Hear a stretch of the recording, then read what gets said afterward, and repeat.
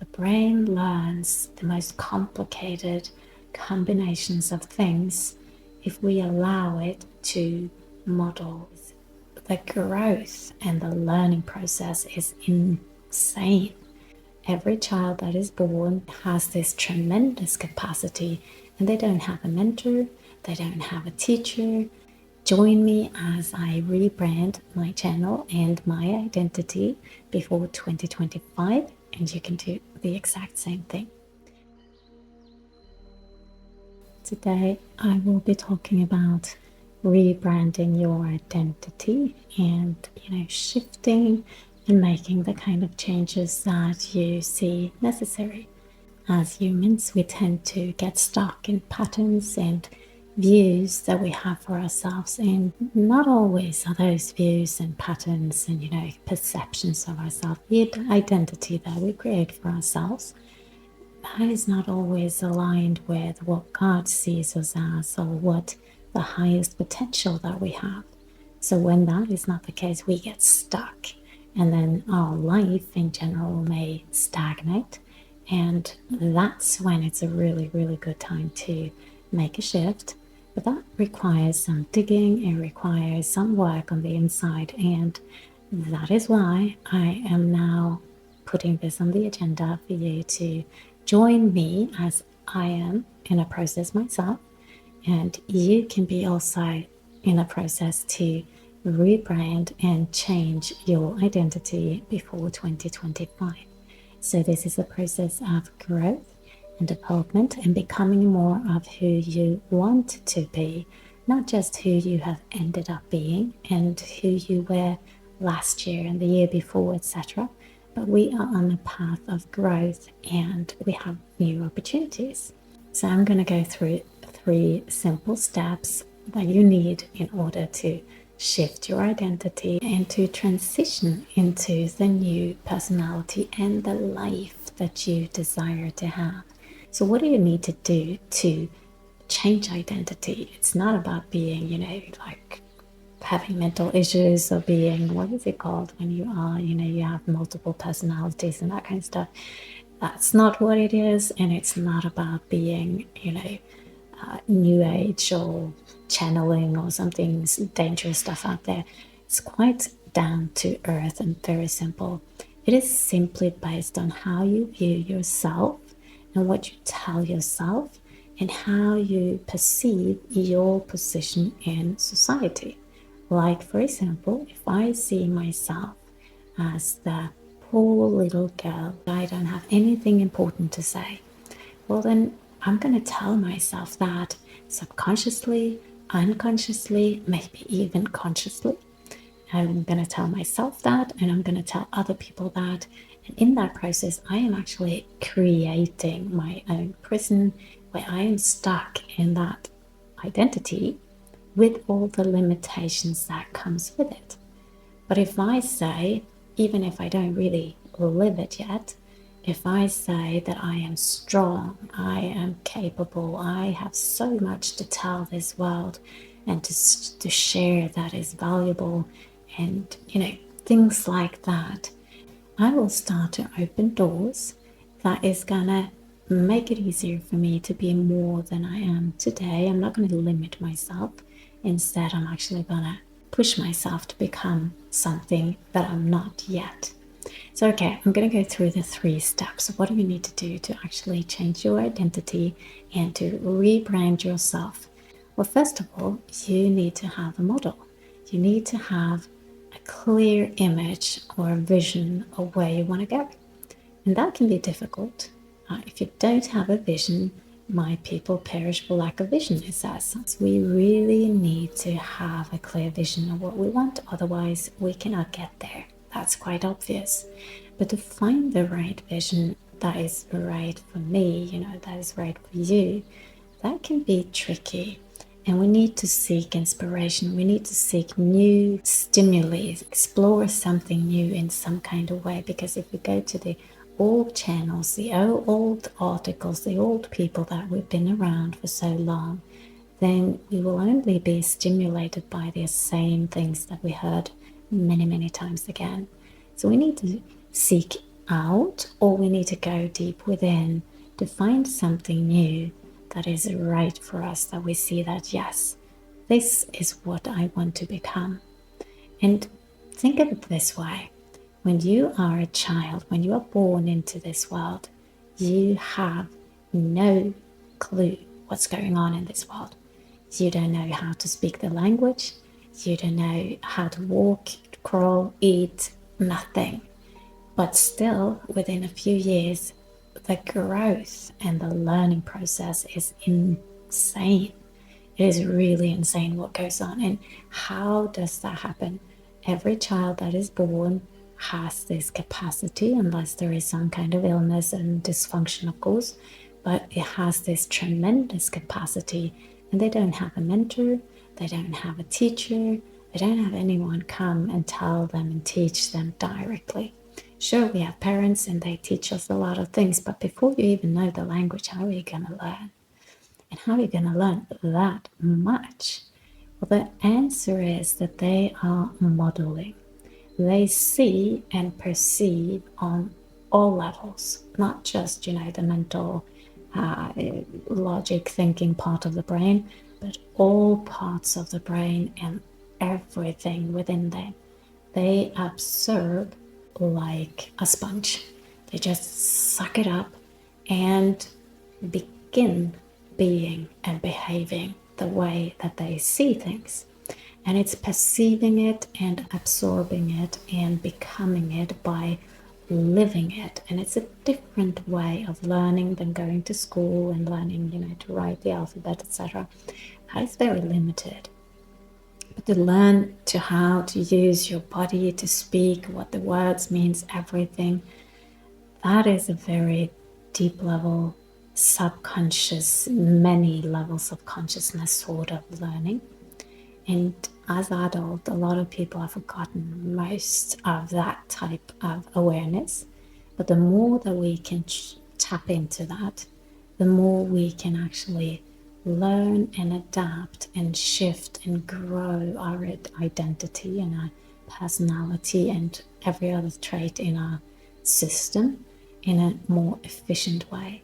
The more exposure you can have to something that you want to become, the easier it is to model, right? You can learn in a different way by observing and absorbing the different traits. How do they think? How do they move? How do they dress? I mean, all of these things are part of the identity, and it's part of the energetic pattern that is making up those qualities and supporting those qualities that you would like to embody. So all of these details are important in the process. First step is that you need to have a clear vision and ideally a model, somebody to look up to and to mimic all the parts. Nobody's perfect, but you'll find somebody who has the traits that you want to adapt. And by seeing that and not thinking, oh, they're so good at this and I am not, that's not what we're going to do. We're going to look at it and see, oh, that's fascinating. I like that. I want that as well. How can I do that? Right? That's what we want.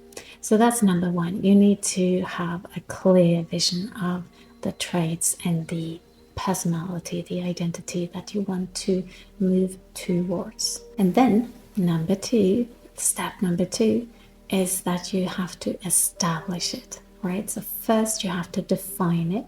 So the next step is that you have to establish it.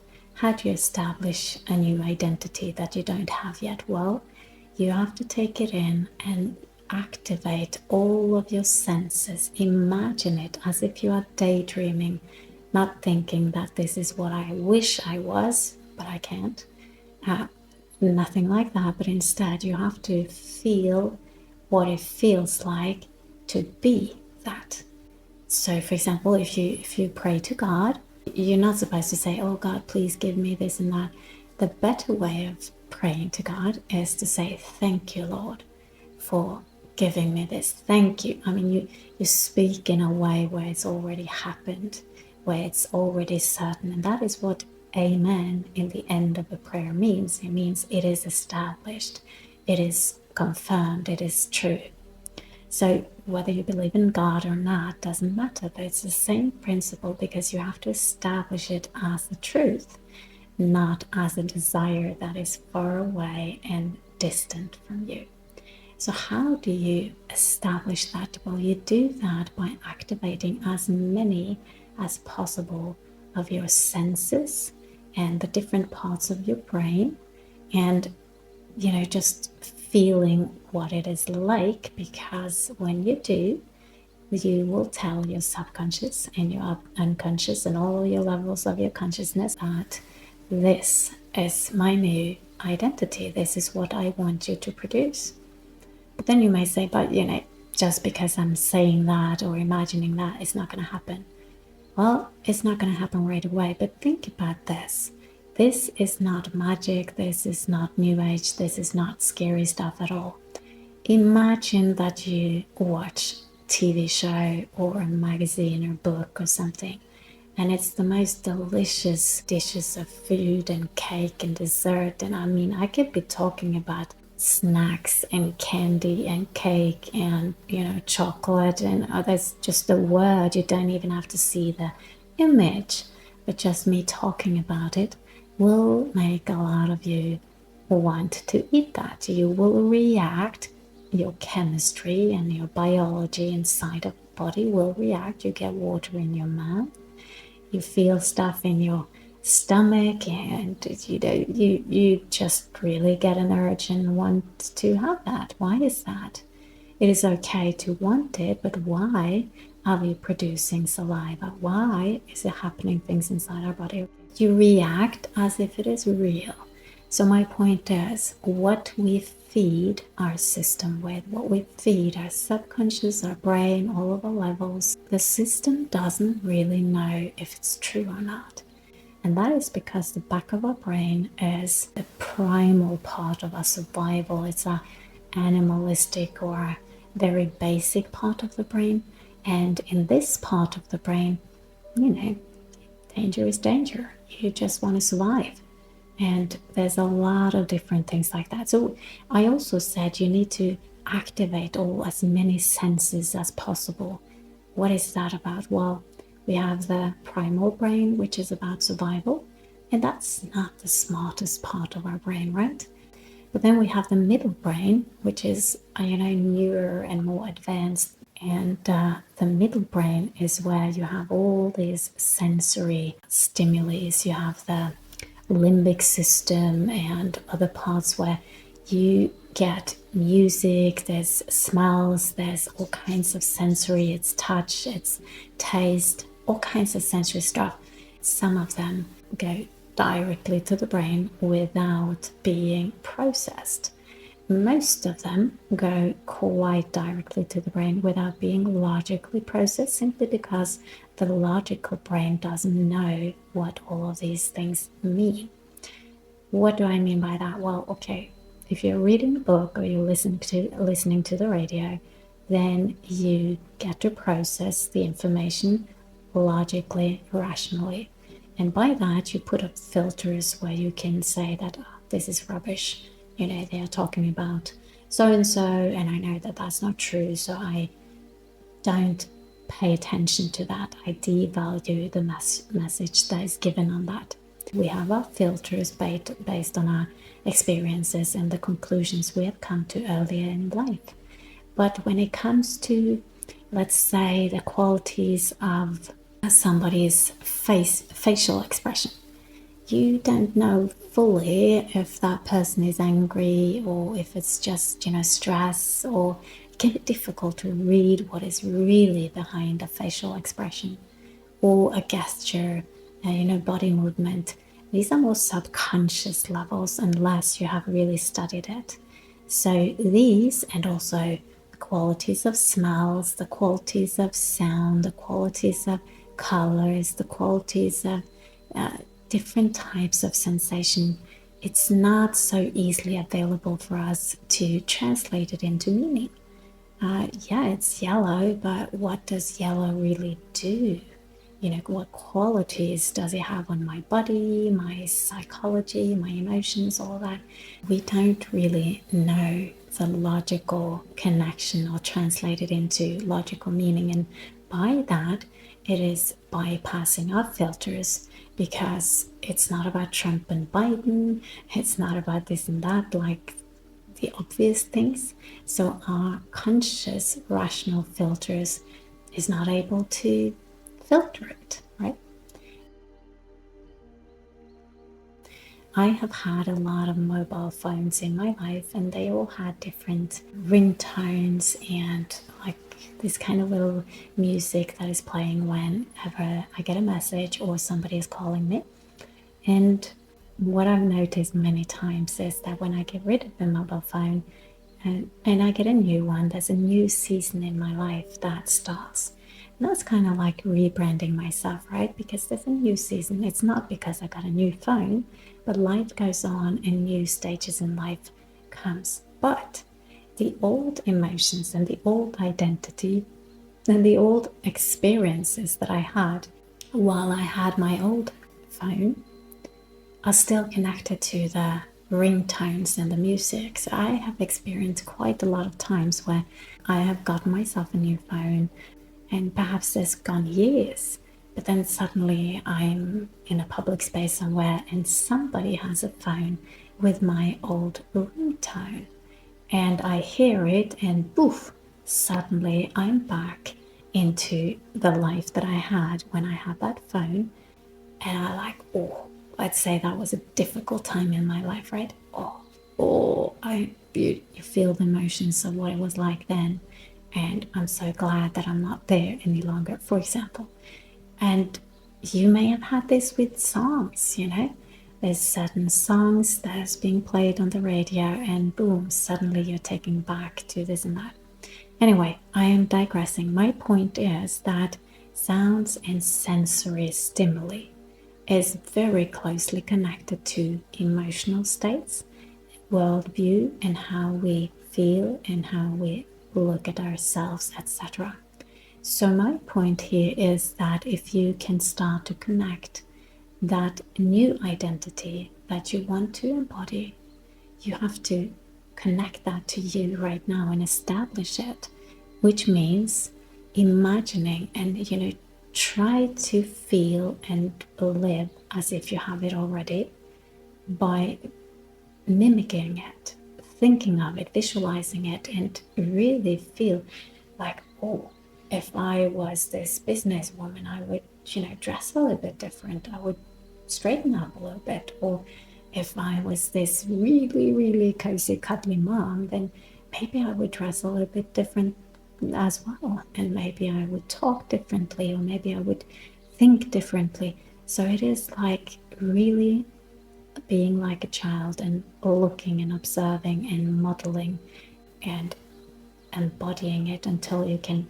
feel it. So we need to activate the same for ourselves when we want to shift our identity and grow as a human being into something better, something higher, something more productive, something more valuable. So you have to define it, and then you have to establish it by really identifying yourself with it, feeling what it's like, and just be inside the mind and the emotions of the future you.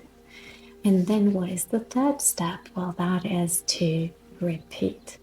You have to water it, because when you establish it, it is like sowing a seed. It is something that has been sown inside of you, like a desire, like, okay, I want to become like this. But then you have to repeat it and water it so that it can grow forth and become you.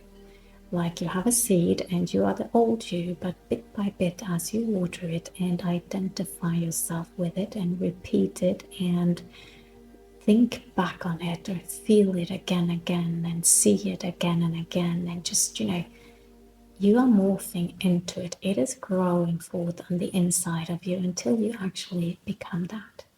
And you can do that in the days that we have left before 2025, because it is not about time.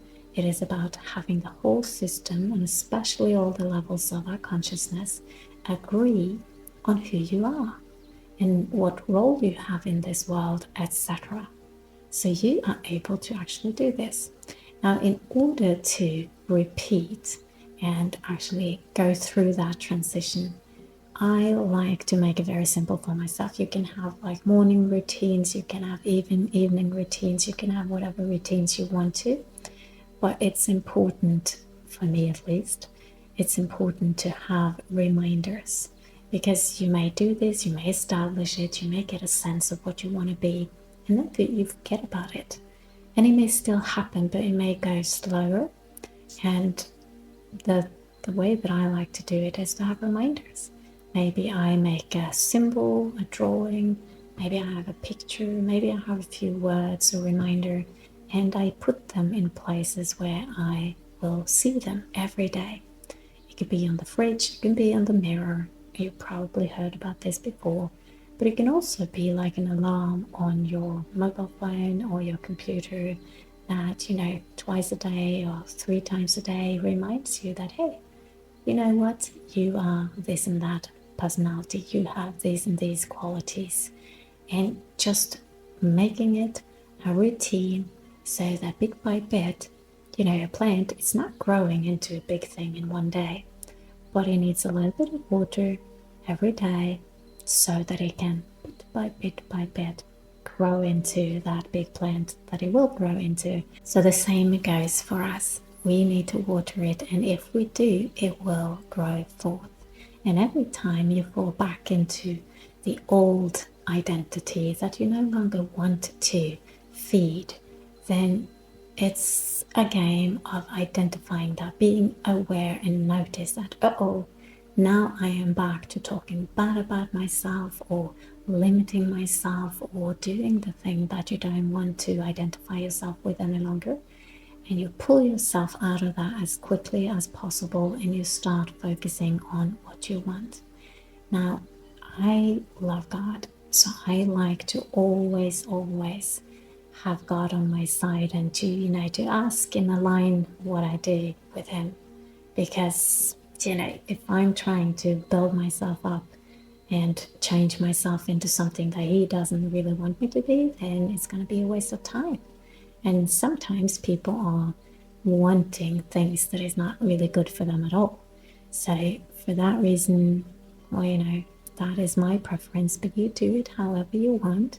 But I do always ask God first, what do you see me as? How do you want me to grow and develop? And what qualities do you see in me that I don't? If you like this, if you want to join me in the process, then please subscribe and write me a comment. I'd love to have you with me on the journey.